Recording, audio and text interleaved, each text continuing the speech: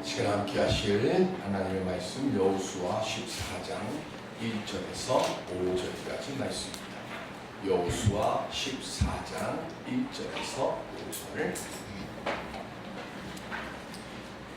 이것은 이스라엘 자손이 가나안 땅에서 받은 기업 곧 제사장 엘르아살과 눈의 아들 여호수아와 이스라엘 자손 지파의 족장들이 분배한 것이니라. 여호와께서 모세에게 명령하신 대로 그들의 기업을 제리고와 아홉 지파와 반 지파에게 주었으니 이는 두 지파와 반 지파의 기업은 모세가 요단 저쪽에서 주었으며 레위 자손에게는 그들 가운데에서 기업을 주지 아니하였으니 이는 모세의 자손이 므낫세와 데브라에게 두 지파가 주었습니다. 이 땅에서 레위 사람에게 아무 물림도 주지 아니하고 다만 거주할 성읍들과 가축과 제사를 위한 목조지만 주었으니 이스라엘 자손이 여호와께서 모세에게 명령하신 것과 같이 행하여 그 땅을 나누었더라. 아멘. 하나님의 도우심으로, 그래서 믿음으로 바이러스가 점령한 이 땅들이 변해서 생명의 땅이 될 수 있기를 간절히 기원 드립니다. 요즘 진풍경이 많이 일어나죠. 약국 앞에 사람들이 많이 줄 서서 있습니다. 제가 차를 타고 이렇게 다니거나 동네를 이렇게 다니면서 볼 때 제일 방학동에 가면 약국이 4개가 이렇게 건너편이라고 이렇게 마주보고 있는데 한 1km쯤 서 있는 것 같더라고요. 4 약국 다 사람들이 아주 길게 줄을 늘어서 있습니다. 저도 어제 마스크를 사겠다고 저도 줄을 서서 마스크를 샀습니다. 근데 시간이 됐는데도 마스크를 안 팔아서 팔다가 멈췄더라고요. 그래서 왜 그런가 그랬더니 좀 나이 많이 자신 할머니가 주중에 한번 사셨는데 또 산다고 오셨더라고요. 그래서 안 된다고 하니까 왜 안 되냐고 그거로 실갱이가 한참 벌어졌던 것 같습니다. 왜 이렇게 우리가 마스크 때문에 고생을 할까 생각을 하다가 제가 어렸을 때 저희 동네에 거꾸리 형이 있었습니다. 저보다 4살 위에 있는데 그 형 이름은 몰라요. 근데 동네 아주머니들이 그 형 엄마를 보고 거꾸리 엄마 그러고 그 형한테도 거꾸라 그래가지고 저도 그냥 그 형한테 거꾸리 형 그런 거예요. 근데 나중에 지나서 보니까 왜 거꾸리인가 그랬더니 엄마 배에서 세상 나올 때 거꾸로 들어선 거였어요. 세상 나올 때 머리부터 나와야 되는데 다리부터 나오는 거예요. 단상이죠. 산모도 위험하고 아기도 위험한 겁니다. 단지 뭐만 바뀌어서요? 순서가 바뀌는 거죠. 방향이 바뀐 겁니다. 우리가 이렇게 마스크 가지고 고생하는 것 수없이 많은 의사들이 얘기를 하는데 순서가 잘못돼서 그렇다라고 하는 이야기를 합니다. 이태리 이민자로 미국에서 목회를 하고 있는 토니 캠플러 목사님이 어렸을 때 이야기를 이렇게 썼어요. 어릴 때 유대인 친구하고 같은 동네에서 살았는데 학교 가는 길에 이 캠플러 목사님 집이 있으니까 이 유대인 친구가 학교를 가기 전에 이 토니 목사님 집에 들렀다가 학교를 가는 겁니다. 그런데 어느 날 이 캠플러 목사님에게 집을 나오면서 이 유대인 친구가 이렇게 얘기를 하더랍니다. 우리 엄마하고 너의 엄마하고 다른 점이 있는데 너 그게 뭔지 알아? 하고 묻더라는 거예요. 그게 뭐냐 그랬더니 그 유대인 친구가 하는 말이 내가 집에서 나올 때 우리 엄마는 알버트 책 챙겼니? 라고 묻는데 니네 엄마는 보니까 너 나올 때 도시락 챙겼니? 라고 묻더라. 그리고는 이 토니 캠플러 목사님이 그 뒤에 뭐라고 써놨는가 하면 그래서 우리 이태리 사람들은 세월이 갈수록 몸이 뚱뚱해지고 니네 유대인들은 세월이 갈수록 지혜가 펑펑 넘쳐. 그렇게 썼어요. 순서가 다르게 된, 우리가 유대인 교육을 이야기하는데요. 유대인의 교육은 딱 한 가지입니다. 뭐냐면 인생의 순서를 바르게 아는 것부터 시작합니다. 유대인들이 말하는 인생의 순서가 뭘까요? 잠언서 16장 9절의 말씀. 함께 할까요? 시작. 사람이 마음으로 자기의 길을 계획할지라도 그의 걸음을 인도하시는 이는 여호와시니라. 아멘. 유대인들은 모든 일을 함에 있어서 제일 먼저 하나님을 앞에 두는 거예요. 내가 무엇을 계획하기에 앞서서 하나님께 묻고, 하나님께 그 방법을 묻고, 하나님께 이 길이 맞습니까를 묻고 그 일을 시작하는 거예요. 그래서 자녀를 교육을 하든 뭘 하든 어떤 일을 하든 간에 제일 먼저 하나님이 원하는, 하나님을 향하여 머리를 두고 하나님을 향하여서 그 길을 찾고 하나님을 향하여서 그 방향을 정하는 거예요. 그러다 보니까 우리가 알다시피 세계에서 가장 지혜로운 자들로 유대인이라고 인정함을 받고 칭찬을 받는 이유가 바로 거기에 있는 거예요. 두 번째 방향이 뭔가 하면 모든 것을 하나님께 다 맡기고 난 다음에 그 다음에 내 자녀들을 세워주는 일을 한답니다. 내 자녀들은 세상과 다른 사람들이라고 하는 거예요. 우리 잘 유명한 거 있죠? 아인슈타인. 학교에서 뭐라고 그랬어요? 이 아이는 더 이상 가르쳐봐야 소용이 없다고 그랬을 때 아인슈타인 엄마가 뭐라고 그랬어요? 세상이 너를 알아주지 못해서 그렇지 너는 특별한 아이야. 유대인의 어머니들은요 1차적으로 뭘 하는가 하면 하나님에게 그 방향을 잡고, 두 번째는 무엇인가 하면 하나님께서 내게 허락해 주신 내 자녀들의, 내 가정 안에서 자신감을 세워주는 것을 최우선으로 한다고 합니다. 남들이 뭐라고 이야기해도 아무리 부족해도 내게 있어서 너는 최고야. 왜? 우리는 하나님께 너를 맡긴 아이입니다. 하나님의 아들이고 하나님의 딸이니까 너는 하나님께서 최고로 만들어 주실 거야. 그거를 이 유대인들은 계속해서 한다. 내가 해야 할 일을 하고 남는 시간에 성경 보고 기도한다. 아니면 성경 보고 기도하고 남는 시간에 내가 해야 할 일을 하고 있습니다. 유대인들은 매일 아침에 먼저 하나님을 찾는 것을 하고 그리고 세상 일을 한다고 합니다. 오늘 예수 안에 있는 우리들, 오늘부터 먼저 예수님을 먼저 생각하고 하나님을 먼저 생각하며 살아갈 수 있는 오늘 우리들이 될 수 있기를 바랍니다. 사단은요 큰 교회를 두려워하지 않고 영이 살아있는 교회를 두려워합니다. 사단은 성공하고 출세한 사람들을 두려워하는 것이 아니라 예수 안에 있는 사람을 두려워합니다. 오늘 예배드리는 우리들부터 주 안에 있는 나에게 딴 것이 있으랴, 이 찬양이 우리의 주제가 되고 이 찬양을 통해서 하나님을 향하여 모든 일을 시작하기에 우리의 삶의 방향이 언제나 하나님 먼저, 예수 그리스도 먼저 그렇게 방향을 정하고 우리의 길을 걸어갈 때 혼란하고 그리고 불안과 염려가 차고 넘치는 이 세상 속에서 우리는 하나님의 도우심을 통해서 넉넉히 이겨가고 바른 길을 걸어가게 될 줄로 믿습니다. 오늘 그 은혜의 자리에서 온전히 살아서 하나님께 영광 돌리는 우리 모두가 될 수 있기를 주님의 이름으로 기원 드립니다. 그럼 우리가 어떻게 하면 그 은혜의 길을 걸어갈 수 있을까요? 여호수아 13장부터 21장까지는 땅 분배에 대한 이야기입니다.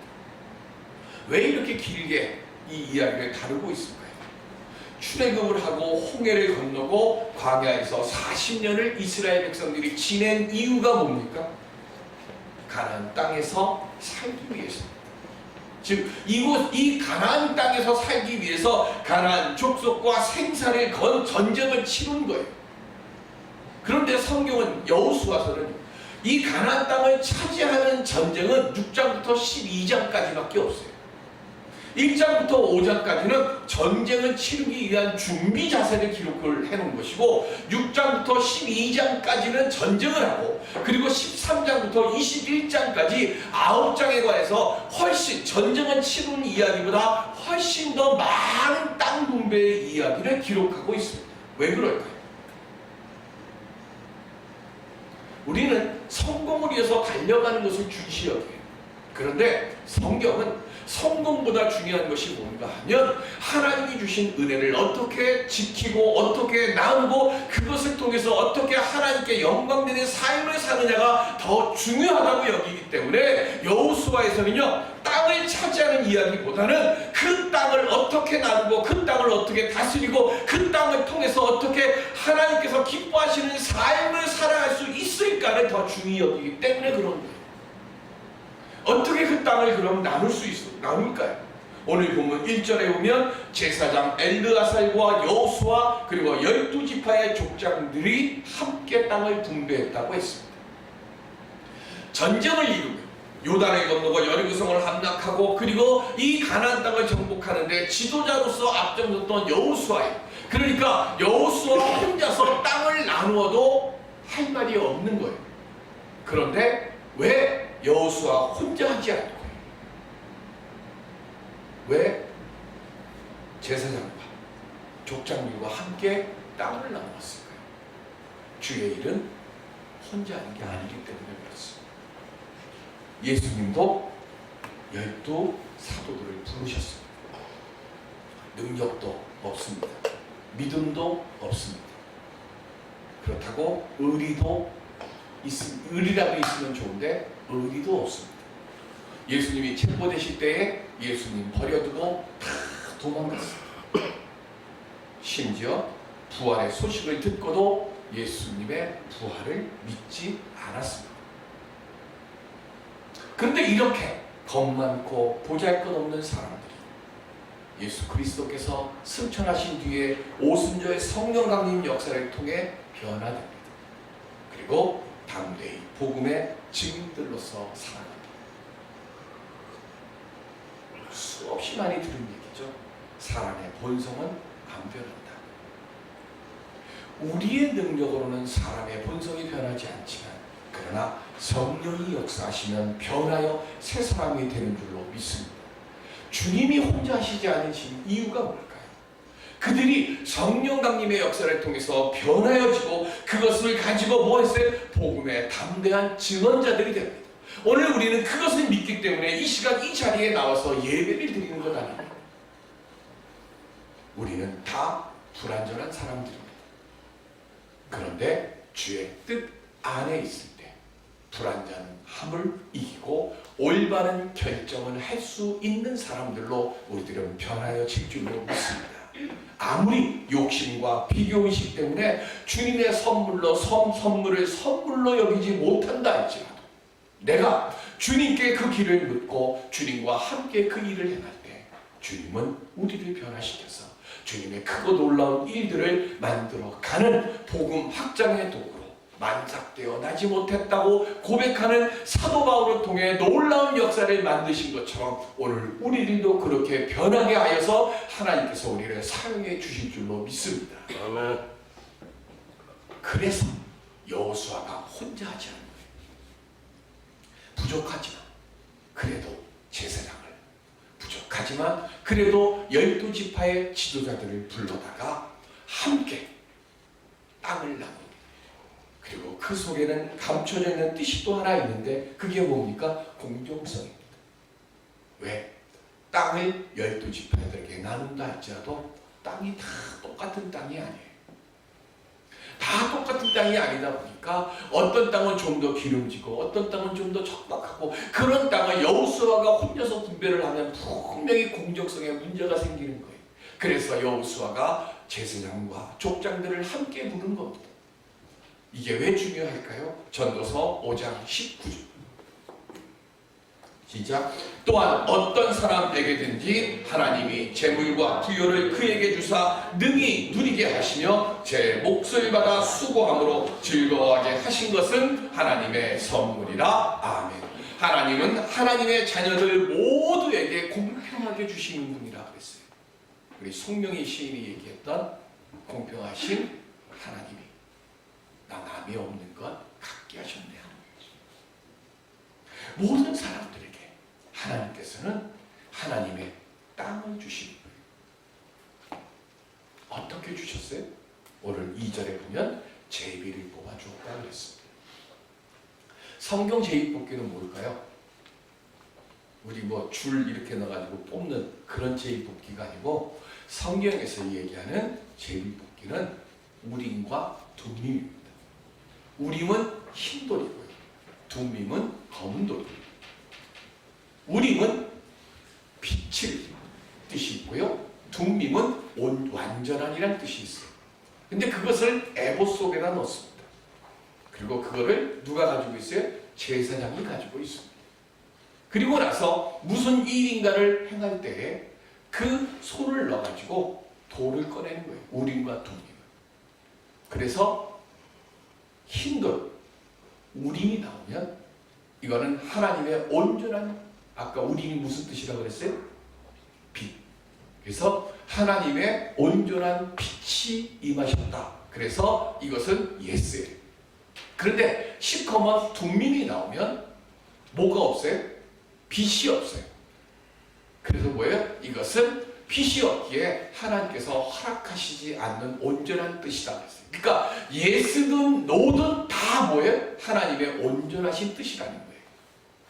그래서 땅을 분배를 하는데 이 우림과 둠밈을 에봇 속에다 놓고 그것을 꺼내서 하나님께서 그 허락하신 땅을 나누는데, 그러면 우리가 생각하기를 우림과 둠밈이 그게 뽑는데 그게 사람의 손으로 뽑는 건데 이렇게 이야기하잖아요. 그래서 성경에 뭐라고 써놨는가 하면 잠언서 16장 33절에 보면 시작, 제비는 사람이 뽑으나 모든 일을 작정하기는 여호와께 있느니라. 아멘. 여호수아가 혼자 하지 않고 부족장들과 제사장과 함께 하면서 그들이 여호수아가 우림과 둠밈을 뽑는 것이 아니라 그들이 우림과 둠밈을 뽑게 한 거예요. 그런데 그들이 우림과 둠밈을 뽑을 때에 12지파 중에 요단 동편에 이미 땅을 차지했던 르벤 지파와 갓 지파와 므낫세 반 지파, 그리고 레위 지파를 뺀 나머지 9지파 반이 나머지 땅을 차지하게 되는 거예요. 그런데 놀라운 건 야곱이 유언을 남길 때 창세기에서 하나씩 자기 아들들에게 유언을 남기잖아요. 그런데 그 유언을 남긴 것처럼 척박한 땅에는 르벤과 시므온이 가고요, 기름지고 좋은 땅이 예루살렘 지역에 있는 그 남은 이년 지역은 유다 지파하고 베냐민 지파가 뽑히는 거예요. 여호수아가 너 이거 가져라고 한 게 아니라 다 뭐 한 거예요? 하나님의 뜻에 의해서 우림과 둠밈을 뽑는데, 기름지고 하나님의 은혜가 넘치는 땅은 유다 지파와 베냐민 지파가 차지를 하게 되어지고, 그리고 척박하고 그리고 그 땅이 안 좋은 그곳에 르벤 지파, 시므온 지파가 차지하게 됩니다.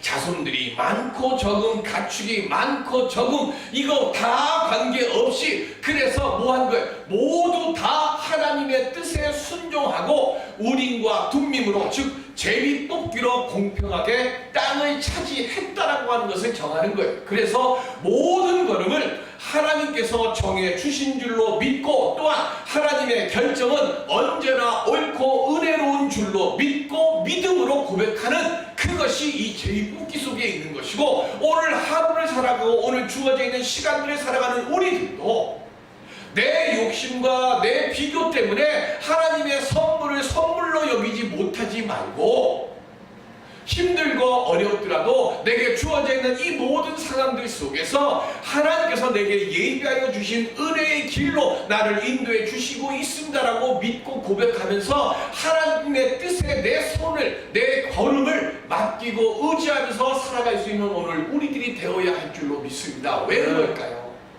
다윗이요, 사울에 의해서 도망다닐 때 블레셋이 그 일날에 쳐들어왔어요. 그래서 약탈을 하고 사람들을 죽이고 재물을 빼앗는다는 이야기를 듣고 다윗이 먼저 하나님께 기도로 여쭈어요. 하나님, 블레셋 사람들이 그 일날에 쳐들어와서 지금 그들을 약탈하는데 제가 갈까요 말까요? 그랬더니 하나님이 뭐라고 그러시는가 하면 가라 그러셨어요. 그래서 자기 수하들에게 이야기합니다. 내가 지금 그 일 나가 블레셋 사람들에게서 약탈당해서 하나님께 여쭙더니 하나님이 나보고 가라고 한다. 야 가자 그랬더니 수하들이 예 하고 따라갔을까요? 아니에요. 우리가 지금 사울의 칼을 피해서 이렇게 지금 안전한 곳에 숨어 있는데 우리가 만약에 그 일라에 가가지고 블레셋 사람들과 싸우게 되면 그 소식이 사울에게 들려질 것이고 그렇게 되어지면 사울이 군대들을 이끌고 와가지고 우리를 에워싸고 우리를 죽일 건데 우리가 거길 왜 갑니까? 라고 항변을 해요. 그래서 그 이야기를 듣고 다윗이 지금 어떻게 할까요? 사무엘상 23장 4절 시작. 다윗이 여호와께 다시 묻자온데 여호와께서 대답하여 이르시되 일어나 그 일나로 내려가라 내가 블레셋 사람들을 내 손에 넘기리라 하신지라. 아멘. 여기 중요한 게 있어요. 블레셋 사람들을 내 손에 넘기리라 하는 이 말씀만 있죠. 내가 너를 안전하게 해줄게라는 이야기는 없어요. 사무엘상 23장 어디를 가도 그 일날을 도와줘라 그럼 내가 너를 지켜줄게 이 약속 없어요. 뭐만 있는가 하면 블레셋 사람들을 내 손에 넘기리라. 그래서 하나님은요 하나님의 이 말씀을 들은 다윗은 그 일날에 가서 정말로 하나님이 약속하신 대로 블레셋 사람들을 쳐서 승리를 거둬요. 그런데 이 그 일날에 다윗이 있다고 하는 소식이 사울에게 들려집니다. 그리고 사울이 쳐들어옵니다. 그리고 세 번째로 다시 하나님께 다윗이 여쭤요. 근데 그때는 뭘 얘기하는가 하면 에봇을 가지고 왔으니까 그 에봇을 가지고 오라 그래요. 그리고 뭘 했을까요? 제비뽑기를 해요. 첫 번째 제비뽑기가 뭐냐면 하나님 사울의 군대가 지금 나를 둘러싸고 있는데 내가 도와준 저 구일라 주민들이 나를 도와줄까요? 사울을 도와줄까요? 그랬더니 하나님 뭐라 그러셨어요? 네 편에 안 서고 사울의 편에 설 거다. 그래서 다시 기도합니다. 그리고는 하나님으로부터 뭐 하는 거예요? 돌보심을 받아요. 그래서 구일라 밖으로 탈출하고 안전한 곳으로 이르게 됩니다. 우리는 생각합니다. 블레셋에게 죽어갈 그 족속을 도와주러 왔는데 그들이 배신을 해서 다윗을 사울의 손에 넘겨주는 것을 아시면서 왜 하나님이 다윗을 그곳에 보내셨을까? 그런데 왜 다윗은 하나님에게 왜 나를 이런 위기에 빠지게 하십니까? 하고 하나님께 원망하지 않아요. 다만 뭘 해요? 하나님 저들이 내 편에 서겠습니까? 저 사울의 편에 서겠습니까? 그리고는 그런데 이 모습 속에서 훗날 다윗은 죽음의 자리든 생명의 자리든 하나님의 뜻에 모든 것을 맡기고 모든 것을 순종함의 그 일을 통해서 어려움도 오고 배신도 당하지만 그 수학국에서도 하나님의 뜻을 묻고 또 묻고 말씀에 의지해서 모든 것을 순종했기에 훗날 이스라엘 최고의 왕이 되었습니다. 오늘 위기의 때일수록 주님께 길을 묻고 주를 의지할 수 있는 오늘 우리들이 될 수 있기를 바랍니다. 그때에 반드시 주님께서 우리들로 하여금 피할 길을 열어주실 줄로 믿습니다. 바론 피츠제럴드라고 하는 유럽의 한 갑부가 있었습니다. 근데 이 피츠제럴드는 아주 좋은 그림들을, 명화들을 많이 모았어요. 그런데 어느 날 사랑하는 아들이 사고로 죽고 맙니다. 외아들이었어요. 근데 이 외아들이 죽은 그 일로 인해서 너무 마음에 상처를 받습니다. 그리고는 그 상심한 마음을 가지고 오래도록 있다가 그만 가슴병에 의해서 죽어. 죽고 난 뒤에 유언장이 공개되는데 자기가 소장한 모든 그림을 경매로 팔라 하고 적혀 있었습니다. 그래서 경매를 하는 날 많은 사람들이 이 그림을 사려고 모여왔어요. 그래서 경매를 시작하기 전에 변호사가 먼저 이야기를 합니다. 모든 그림을 팔 때 제일 먼저 내 사랑하는 아들이라는 그림을 팔라고 유언을 했습니다 라고 유언장을 공개합니다. 그리고는 이 내 사랑하는 아들이라고 하는 그림이 나오는데 그 그림이 뭔가 하면 피츠제러들의 죽은 아들의 살아있을 때 이름 없는 무명 화가가 그린 초상화였어요. 아무도 그 그림에 관심을 가지지 않는 거예요. 아무도 그 그림을 사려고 경매하지 않으니까 살아있을 때 이 피츠제럴드의 아들을 예뻐했고 그리고 죽었을 때 누구보다 슬퍼했던 그 집의 늙은 하인이 1파운드도 안 되는 돈으로 그 그림을 구매합니다. 그리고 그 늙은 하인이 그림을 구매하자마자 변호사가 남아있는 유언장을 공개합니다. 그 유언장에는 누구든지 내 사랑하는 아들이라는 그림을 사는 사람에게 나머지 모든 그림을 다 주라 라고 써 있었어요. 이스라엘 백성들은 은혜로 주시는 하나님의 땅을 하나님의 뜻에 순종하고 받았습니다. 예수 그리스도는 하나님의 뜻에 순종해서 우리를 위해 십자가에서 대속의 죽으심을 당하시고 부활 승천하셨습니다. 그리고 이 예수 그리스도를 믿는 자에게 하나님의 자녀가 되는 권세를 주시겠다고 약속하셨습니다. 오늘 우리들은 그 무엇보다도 하나님의 아들을 소유할 수 있는 우리들이 되어야 할 줄로 믿습니다. 내가 예수 그리스도 안에 있으면 아버지 하나님의 모든 것을 소유할 수 있는 선물이 우리들에게 주어집니다. 세상 그 무엇보다 크고 좋은 기업이 무엇입니까? 내가 예수 그리스도를 아는 것이고 내가 예수 그리스도 안에 있는 것이고 내가 예수 그리스도가 원하시는 사람이 되는 것인 줄로 믿습니다. 오늘 예수를 알고 예수를 닮아가고 예수 그리스도를 소유하는 그 믿음으로 예수 그리스도를 떠나지 않는 오늘 우리들이 되어서 주님께서 주시고자 하시는 귀하고 아름다운 하늘의 가나안 땅, 이 세상을 살아가면서 기쁨으로 누리며 살아갈 우리 모두가 될 수 있기를 주님의 이름으로 축원드립니다. 기도하겠습니다.